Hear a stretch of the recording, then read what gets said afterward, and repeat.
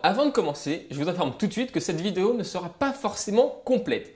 Nous allons surtout revenir sur les points essentiels ou problématiques. Comment? Toi, Edouard, tu vas faire une vidéo qui ne sera pas rigoureuse? Oh bah ça alors! Ta gueule.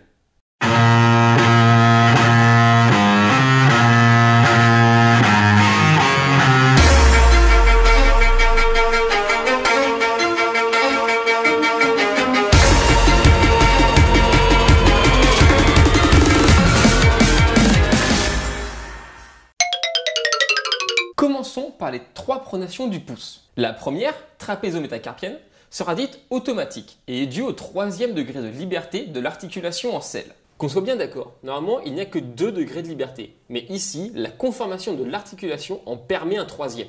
La deuxième, métacarpophalangienne, est conjointe, due à l'insertion de tous les muscles fléchisseurs en latéral sur les sésamoïdes. Enfin, la troisième, dite apparente, est due à l'obliquité des interlignes. Avez-vous déjà remarqué que vous ne pouviez pas écarter vos doigts lorsque ceux-ci sont fléchis? Tu prends vraiment ton public pour une bande de débiles? Cela est dû à un effet cam. T'en as trop pris, gros? Ouais, comme au genou.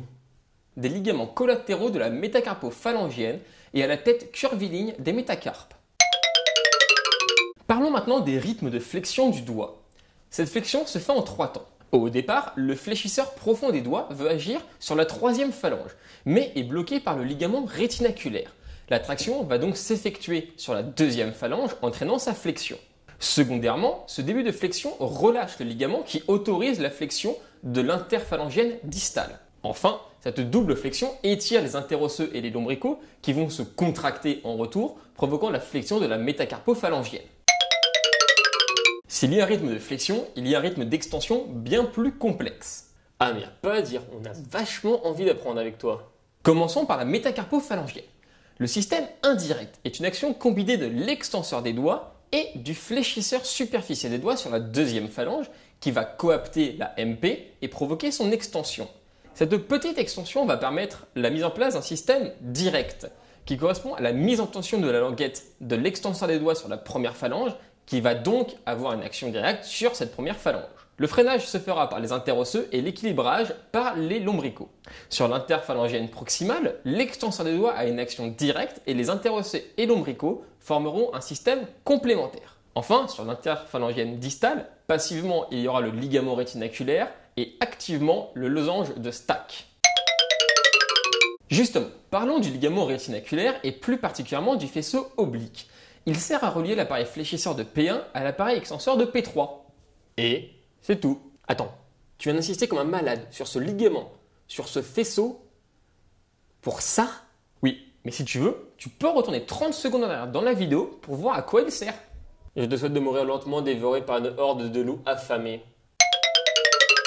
Voyons maintenant l'indépendance des doigts. Les 1 et 2 sont les plus indépendants.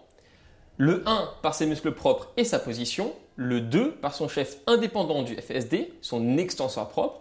Et le premier interosseux qui est mieux innervé sensitivement et plus puissant. Le 3 aura une indépendance limitée. Le 4 n'a aucun mouvement autonome dû aux languettes intertendineuses issues des 3 et 5 allant sur le 4. Le 5, quant à lui, possède une extension propre mais pas de flexion. On peut dire que c'est un demi-rebelle. Il existe des glissements tendineux dus à des raccourcissements du corps charnu, d'où l'importance d'une rééducation précoce. Transversalement, pendant l'inclinaison, les tendons se collent dans les berges du canal carpien correspondant. Il y a une augmentation de la déviation des tendons du côté de l'inclinaison avec un réalignement des autres. Axialement, il y aura un accourcissement. Raccourcissement, tu veux dire? Non, accourcissement.